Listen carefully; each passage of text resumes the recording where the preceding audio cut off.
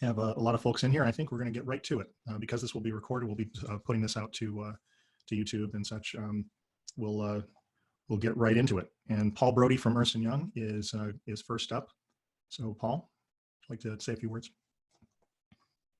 So this will be a little bit of a useful Q&A, and that's all we're really hoping for, right? We want to set some reasonable expectations about what will be released very shortly, and take questions and give some answers, I think.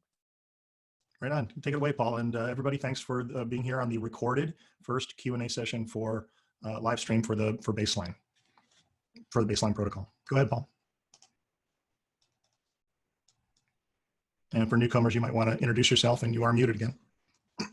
Thanks for being here on the recorded first Q&A session for live stream for Baseline, for the Baseline protocol. Go ahead, Paul. And for newcomers, you might want to introduce yourself, and you are muted again.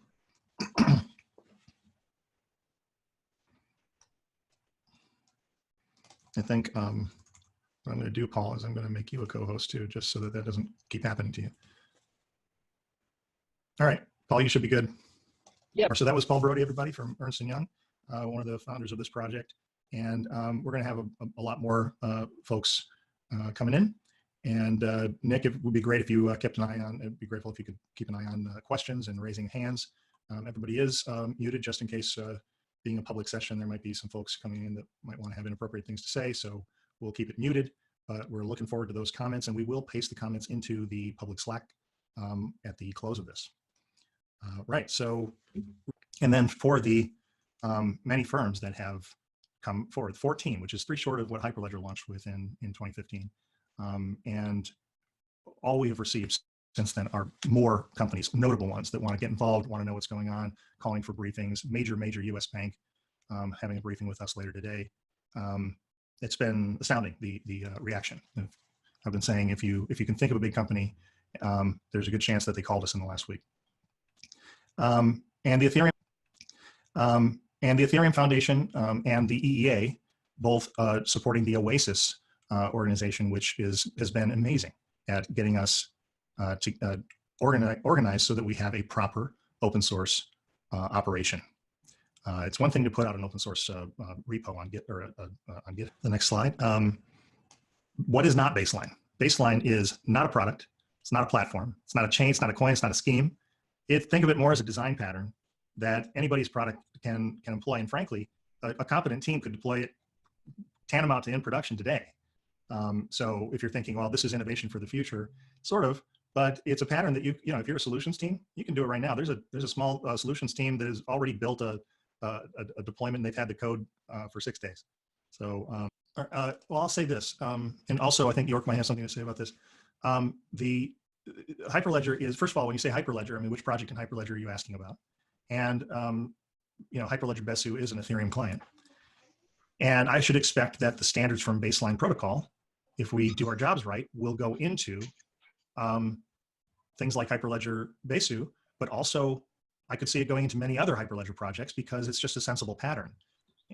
In fact, it's not far off from— This is Karthik. So I just wanted to provide a perspective. Like, I think when we chose Ethereum, one of the main proponents for choosing Ethereum was our drive to move from many networks of private blockchains that are out there, which more often than not have an interoperability problem or an identity management problem. So we started with Baseline as the first step to rationalize or consolidate all efforts of private Ethereum efforts to a common standard or a common infrastructure or a common landscape that everyone can work on and reliably. So for Karthik, you're on mute, by the way. Yeah, if I've got 2 POs for 20, I need the third PO to calculate from 40, not from 0 or 20 again. And you can run afoul of that without a common frame of reference, a bulletin board that has some magic powers. You don't really have the ability to be sure, right? That's right. So yeah, so it's the same attributes of the mainnet that. So yeah, so it's the same attributes of the mainnet that allow you to do anti-double spend. You can also do anti-double execute, right? Yeah, definitely we can add in. One can add in the levels to do so. The reason why we left out some of these nuances was because they vary from industry to industry, but the structure is there for anyone to expand upon, or at least it's built in an extendable interface format. The other thing that's probably, and we do have to wrap because we're coming up on 5 minutes before the end of the hour, and we will do these more. Yeah, definitely we can add in, one can add in the levels to do so. The reason why we left out some of these nuances was because they vary from industry to industry, but the structure is there for anyone to expand upon, or at least it's built in an extendable interface format. The other thing that's probably, and we do have to wrap because we're coming up on 5 minutes before the end of the hour, and we will do these more. The other thing that might be very interesting is industry standards bodies might be very interested in creating these libraries of it's easy to search for. Post a link in Slack or that kind of stuff. Okay, We'll cool. also post a link in Slack. Yep. Thanks everybody. I hope this was a useful session, and please check Slack if you want to continue the conversation. I saw some great questions in there. Thanks team. Thanks Thanks, EY. John, Paul, Karthik, York, everyone. Appreciate it.